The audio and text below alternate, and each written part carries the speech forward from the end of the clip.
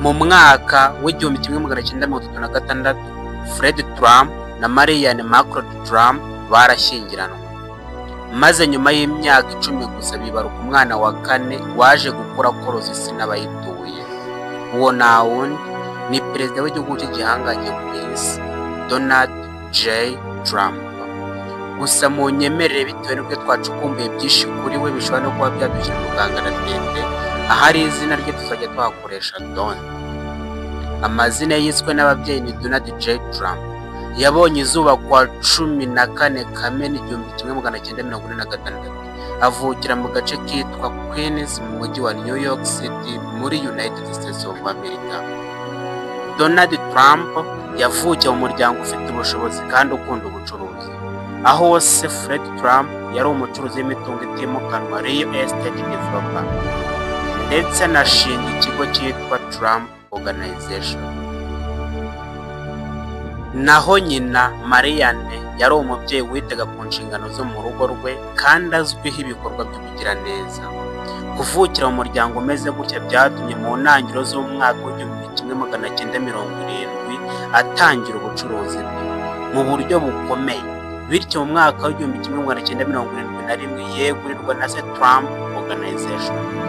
Byaje kumuzamura ubu akaba abarirwa mu batunze agatubutse ku isi. Gusa uyu munsi reka tugaruke cyane ku buzima bwa Don inyuma y'amarido n'uburyo bigira ingaruka mu byemezo afata benshi bafata nko guhubuka. Ni DJ P Global Hub, mwumva nk'ibisanzwe, ni abagaragu b'ibyegeranyo mugezwaho, ni abagaragu b'amakuru mugezwaho. Murakaza neza mu isi y'ubutasi, murakaza neza mu muryango mugari w'abemeye kubagana inyandiko.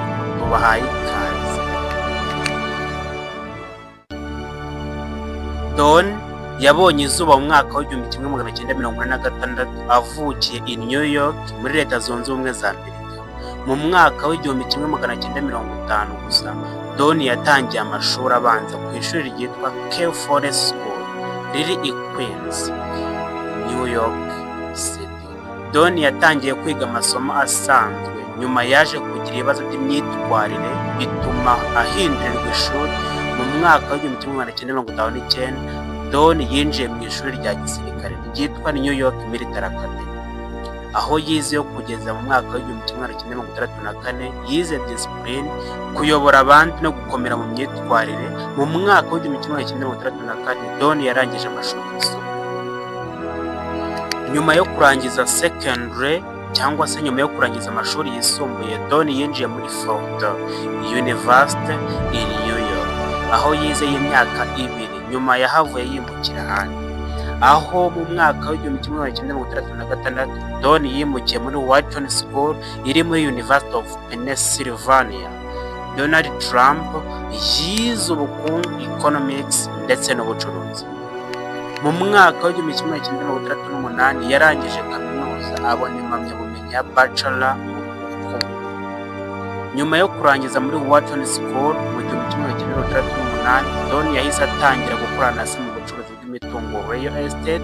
Yatangiye kwiga uburyo bwo gucunga imishinga minini y'amazu, ndetse yagiye afasha mu mishinga y'ubwubatsi na New York. Yatangiye kubona uburyo bwo kwagura ibikorwa birenze byose yakoraga. Byose yifashishije ubumenyi yari akuye muri university. Mu mwaka w'1971 Donald Trump yafashe inshingano zo kuyobora sosiyete ya Trump Organization, atangira gukoresha izina rye nk'ikirango. Ibi bikorwa byaje kumugira icyamamare ndetse n'umwe mu bacuruzi bakomeye muri Leta Zunze Ubumwe za Amerika. Tugarutse inyuma gato, kuyobora Trump Organization kwa Don byatumye yubaka inyubako nyinshi nka hoteli, iminara na casinos. Byatumye izina Trump rigarukaho cyane muri social media zo muri Amerika, bityo atangira kuba icyamamare. Mu gihe Don yakomezaga kumenyekana, yatangaga ibitekerezo ku bibazo bya politiki, yavugaga ku bijyanye n'imisoro, abimukira ndetse n'umutekano. Byatumye agira abayoboke benshi mu bakurikiraga ibitekerezo. Bityo mu mwaka wa 2015 Donald Trump yatangiye kwinjira muri politiki ku mugaragaro. Yinjira mu ishyaka ry'abarepublicain, aho yaje ashyigikiye politiki yo kugabanya imisoro, kurinda imipaka y'igihugu, ndetse yifuzaga guhindura uburyo politiki isanzwe ikorwa. Mu mwaka wa 2016 Donald Trump yiyamamarije kuba perezida 45 wa Amerika maze yegukana uwo mwanya higitse Hillary Clinton. Bimwe mu byamufashije harimo kuba izina rye ryari rizwi cyane mu bucuruzi no kuri televiziyo ndetse na social media, uburyo bwo kwiyamamaza bwari bushya ndetse yari afite abayoboke benshi mu ishyaka ry'abarepublicain. Nyuma y'amatora Donald Trump yabaye perezida 45 wa Amerika, ahabwa kuyobora manda y'imyaka 4 nk'uko biteganywa n'itegeko nshinga rya Amerika. Agitangira inshingano hari byinshi yakoze nko kugabanya imisoro ku bigo n'abantu, yashyize imbere kurinda imipaka y'igihugu, yagize intambara y'ubucuruzi hagati ya Amerika n'Ubushinwa ibyiswe trade war, yahinduye amasezerano amwe n'amwe y'ubuzima. Muri 2020 manda yararangiye, hategurwa amatora. Donald J. Trump aratsindwa, aho Joe Biden ariwe wahise aba perezida 46 wa Leta Zunze Ubumwe za Amerika. Icyo gihe Trump yavuye muri White House muri Mutarama 2021, aho yagiye gutura muri Mar-a-Lago muri Florida. Gusa yakomeje kugira uruhare rukomeye mu ishyaka ry'abarepublicain. Yakomeje gukora inama n'ibiganiro bya politiki hirya no hino muri Amerika, yahuye n'ibibazo by'amategeko n'iperereza bitandukanye, gusa ntiyacitse intege.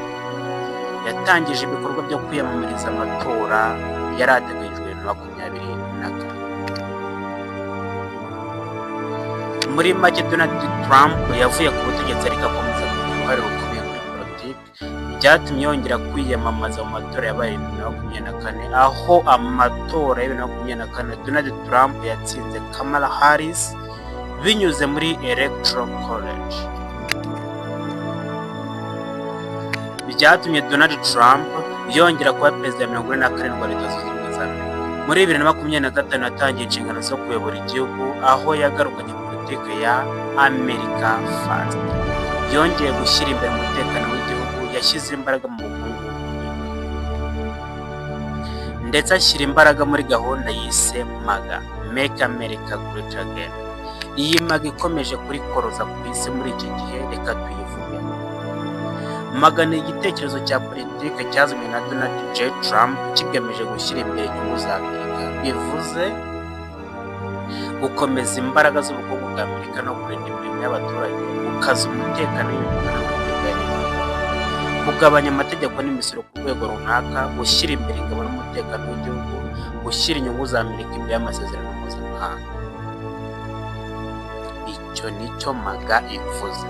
Tugana ku musozo, mu gihe cy'ubuyobozi bwa Donald Trump kuva 2014 kujya muri 2021 ndetse no kuva 2025 kugeza na n'ubu, Leta Zunze Ubumwe za Amerika zagize ibibazo byinshi mu bubanyi n'amahanga.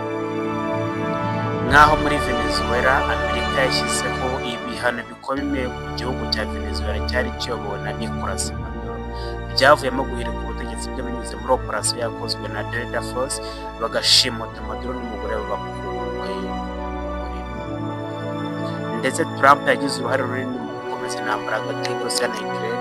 Igikomeye kurusha ibindi yakoze ni ukugira uruhare ruziguye mu ntambara ya Israel na Iran muri operasiyo yiswe Epic Fury. Iyo yarikoroje ku isi yose ndetse n'aho ahura ingaruka zisogongeraho byose ku mutwe w'uwo bakunze kwita umuhubutsi Don. Byose twagarutseho kuri Don twifashishije amakuru duhabwa na US Government Sources, Major International News, Congressional Research Services, CRC, ndetse na Wedge Verified International Reporting. Mwese twabonye muri cyegeranyo ndabashimira.